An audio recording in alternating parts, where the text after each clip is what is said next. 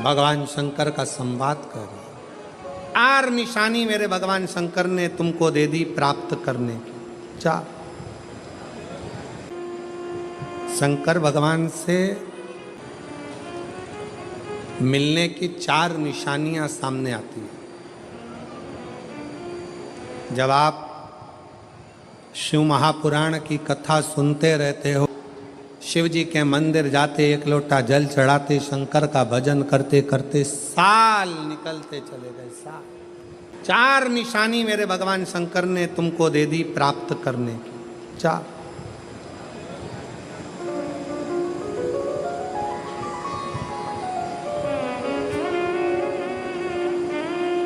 4 संकेत शिव मिलने के, शिव समागम के, शंकर को प्राप्त के। पहला संकेत भगवान शंकर देते हैं अपने भक्त को, जो भगवान शिव की कथा को निरंतर सुनता रहता है, शिवालय जाता रहता है, 1 लोटा जल चढ़ाता रहता है, शिव को भजता रहता है, श्री शिवाय नमस्तुभ्यम कहता रहता है। उसको पहला संकेत भगवान शंकर देते हैं अपने मिलन का, उसको स्वप्न में दर्शन देते हैं।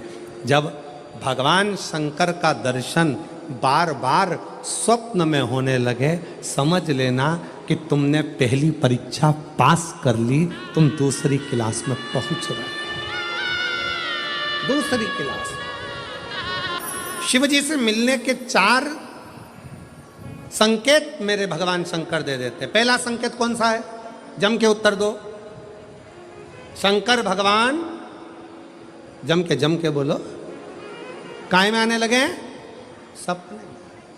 और रात शाम, वो कहते हैं ना, रात शाम सपने में आए, वो कहते रात शिव सपने में आए,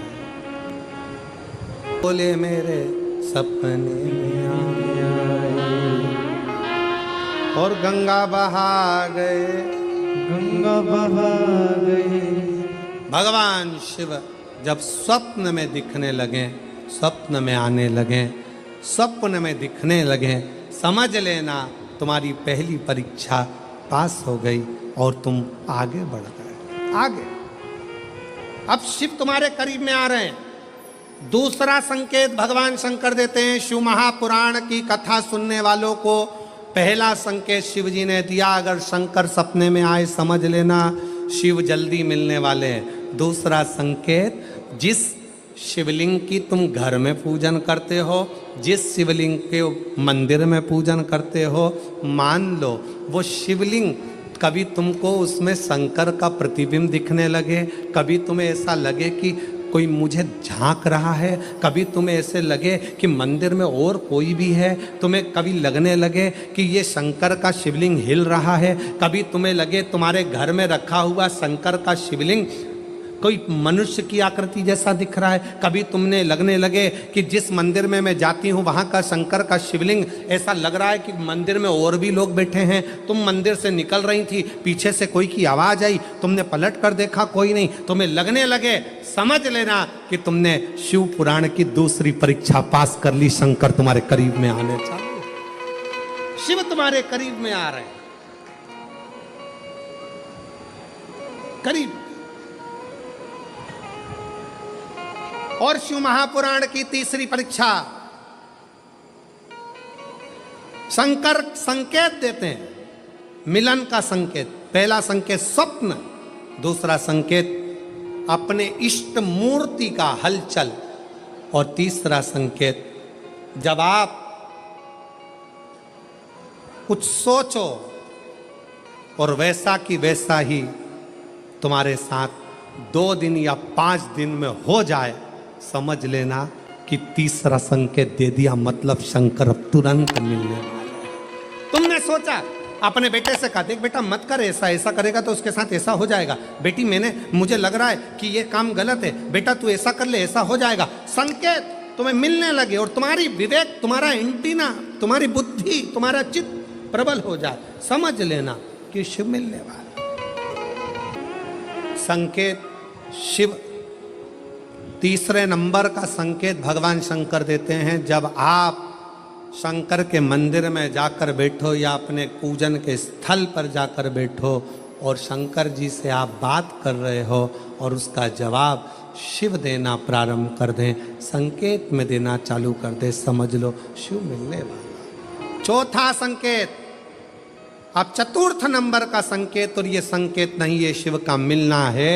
जब ये 3 परीक्षा पास हो जाती है तो चौथे नंबर की परीक्षा पास करने की जरूरत नहीं पड़ती है।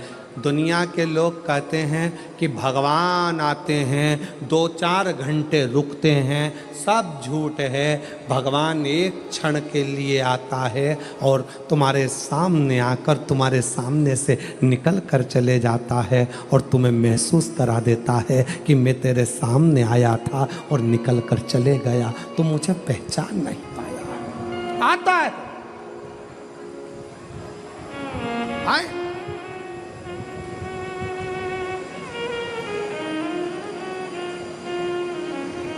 पांच दिन की शिव पुराण चल रही है, सुबह से लेकर रात तक, रात से लेकर सुबह तक, सुबह से लेकर रात तक 5 दिन की यह शिव पुराण कल विराम हो जाएगी। कल तक में तुमने 5 दिन जो सुबह भोजन से लेकर, नाश्ते से लेकर रात को सोने तक और सोने से सुबह तक, सुबह से फिर रात तक जो क्रम करा, 5 दिन का क्रम उठाकर देखना। अगर तुमने दिल से पंडाल में शिव महापुराण की कथा सुनी है तो श्रवण करने वाले को एक क्षण के लिए शंकर का दर्शन होता जरूर है, भले वो किसी अंश रूप में हो, वो होगा।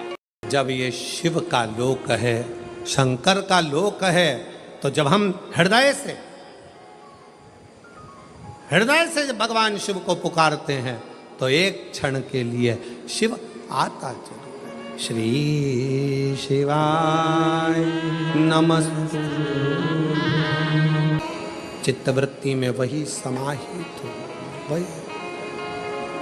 कोई पुण्य का भागी नहीं है, सबके सिर पर पाप की गठरिया।